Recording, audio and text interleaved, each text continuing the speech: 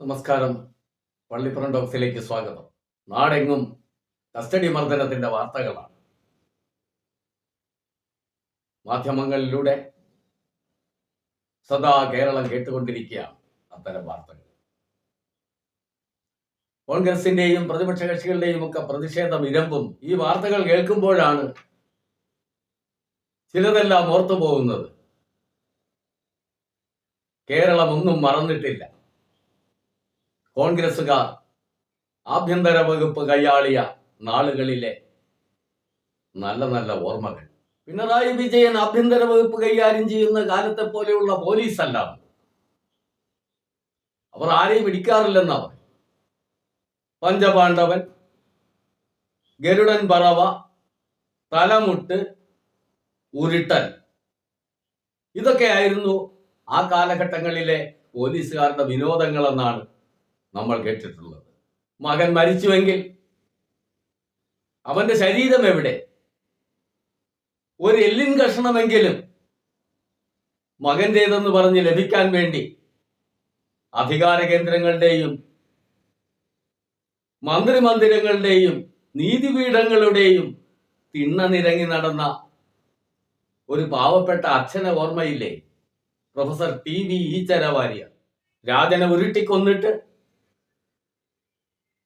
മൃതശരീരം പഞ്ചസാരയിട്ട് കത്തിച്ച് ചാരം പോലും അവശേഷിപ്പിക്കാതെ പുഴയിൽ ഒഴുക്കിക്കളഞ്ഞുവെന്നാണ് അക്കാലത്ത് കേരളം കേട്ടത്.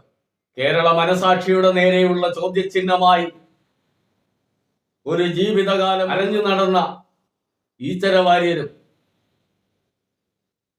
മകനെ നഷ്ടപ്പെട്ട് മനോരോഗിയായി ദുരിത ജീവിതം തിന്നുതീർത്ത് മരണമടഞ്ഞ അദ്ദേഹത്തിന്റെ ഭാര്യയും ഇന്ന് ജീവിച്ചിരിപ്പുണ്ടായിരുന്നുവെങ്കിൽ ഈ മാധ്യമങ്ങൾ അവരെ വിളിച്ച് ചാനൽ ഫ്ലോറിൽ കൊണ്ടുവന്നിരുത്തിയാൽ അവർ പറഞ്ഞു തരുമായിരുന്നു കോൺഗ്രസുകാർ ആഭ്യന്തരം കൈയാളിയതിന്റെ നല്ല നല്ല ഓർമ്മകൾ. നാസി തടങ്കൽ പാളയങ്ങളെ പോലും കവച്ചു വയ്ക്കുന്ന അടിയന്തരാവസ്ഥയിലെ കൊലയറകളായി മാറിയ പോലീസ് സ്റ്റേഷനുകളിൽ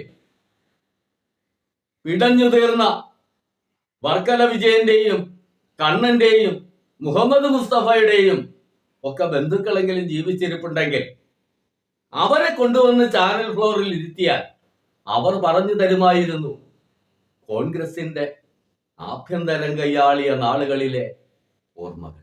കേരളത്തിലെ ഒരു മലയോര ഗ്രാമമായ തങ്കമണിയിൽ ഒരു രാത്രി ഇരുണ്ട് വെളുക്കുന്നത് വരെ പോലീസ് നടത്തിയ തേർവാഴ്ചയിൽ ജീവിക്കുന്ന രക്തസാക്ഷികളായി മാറിയ അനവധി പേരിൽ ആരെങ്കിലുമൊക്കെ വിളിച്ച് ചാനൽ ഫ്ലോറിൽ കൊണ്ടുവന്നിരുത്തി അവരോട് ചോദിച്ചാൽ പറഞ്ഞു തരുമായിരുന്നു കോൺഗ്രസുകാർ ആഭ്യന്തര വകുപ്പ് കൈയാളിയതിന്റെ നല്ല നല്ല ഓർമ്മകൾ. നമ്മുടെ തലസ്ഥാന നഗരിയിൽ 2005 നിരപരാധിയായ ഒരു പാവപ്പെട്ട ചെറുപ്പക്കാരനെ പോലീസുകാർ ഉരുട്ടിക്കൊന്നിട്ട്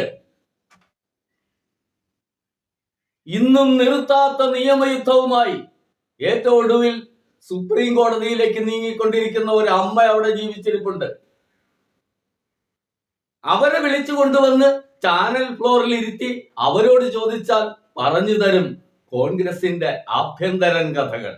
ഇതുപോലെ ആയിരക്കണക്കിന് കസ്റ്റഡി മരണങ്ങളുടെയും മർദ്ദനങ്ങളുടെയും പീഡനങ്ങളുടെയും എല്ലാം ഒരുപാട് അനുഭവങ്ങൾ നേരിട്ട ഒരു തലമുറ തന്നെ ഇവിടെ ഉണ്ടായിരുന്നു.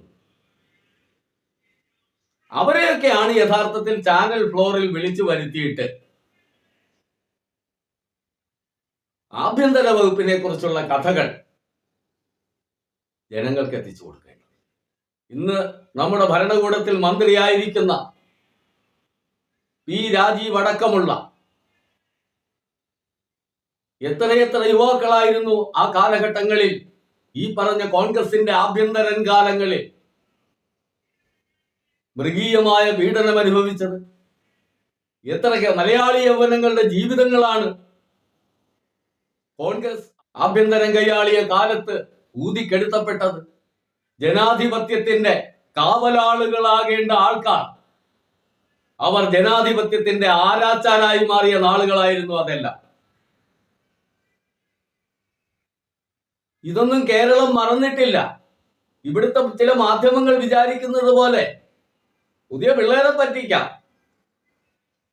പക്ഷെ ഇത് മറക്കാത്ത, കണ്ടറിഞ്ഞ ഒരു തലമുറ ഇപ്പോഴും ഇവിടെ ജീവിച്ചിരിപ്പുണ്ട്.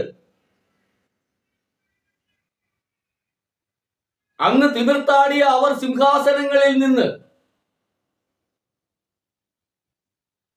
അങ്ങ് തിമിർത്താടിയ ഈ ദുഷിച്ച ശക്തികൾ സിംഹാസനങ്ങളിൽ നിന്ന് പ്രതിക്കൂട്ടിലേക്ക് മാറിയ കഥകളെല്ലാം അത് നേരിട്ട് കണ്ടറിഞ്ഞ ആ തലമുറ അവരുടെ മക്കൾക്കുമൊക്കെ പറഞ്ഞു കൊടുത്തിട്ടുണ്ട്. ആ സ്ഥലത്താണ് തെരഞ്ഞെടുപ്പ് അടുത്തപ്പോൾ പലവിധ വിഷയങ്ങളിൽ മൂക്കോളം മുങ്ങി നിൽക്കുന്ന, നാറി നിൽക്കുന്ന കോൺഗ്രസിന് വേണ്ടിയുള്ള രക്ഷാപ്രവർത്തനത്തിന് ഈ മാധ്യമങ്ങൾ ഇറങ്ങിയിരിക്കുന്നത്. പോലീസ് സേനയിൽ പുഴുക്കുത്തുകൾ ഇല്ലെന്നല്ല, എന്നാൽ മുൻകാലങ്ങളിൽ നിന്ന് വ്യത്യസ്തമായി കേരളത്തിലെ പോലീസ് സേനയെ നവീകരിക്കാനും അവർ ജനങ്ങൾക്ക് വേണ്ടി പ്രവർത്തിക്കാനും വേണ്ട രീതിയിൽ ആവശ്യമായ പരിശീലനവും ഒരുപാട് നടപടികളും ഗവൺമെന്റ് സ്വീകരിച്ചിട്ടുണ്ട്. എന്നാൽ ആ സേനയുടെ നേട്ടങ്ങൾ ഇല്ലാതാക്കത്തക്ക രീതിയിൽ ഉള്ള പ്രവർത്തനങ്ങൾ ചെയ്യുന്ന ചില പുഴുക്കുത്തുകൾ അതിലുണ്ട്. അവർക്കെതിരെ കർശനമായ നടപടികളുമായി തന്നെയാണ് ഗവൺമെന്റ് മുന്നോട്ട് പോകുന്നത്. പക്ഷെ മാധ്യമങ്ങൾ അവർ ഇപ്പോൾ ഏറ്റെടുത്തിരിക്കുന്നത് കോൺഗ്രസിന് വേണ്ടിയുള്ള രക്ഷാപ്രവർത്തനമാണ്. വെറും ഇന്ദ്രജാല പ്രകടനങ്ങൾ പറയാതെ വയ്യ. കൂട്ടുകാരെ, നിങ്ങളുടെ അഭിപ്രായങ്ങൾ കമന്റ് ബോക്സിൽ അറിയിക്കുക. ചാനൽ സബ്സ്ക്രൈബ് ചെയ്യുക, ലൈക്ക് ചെയ്യുക. സ്വസ്നേഹം, നിങ്ങളുടെ പള്ളിപ്പുറം പ്രദീപ്.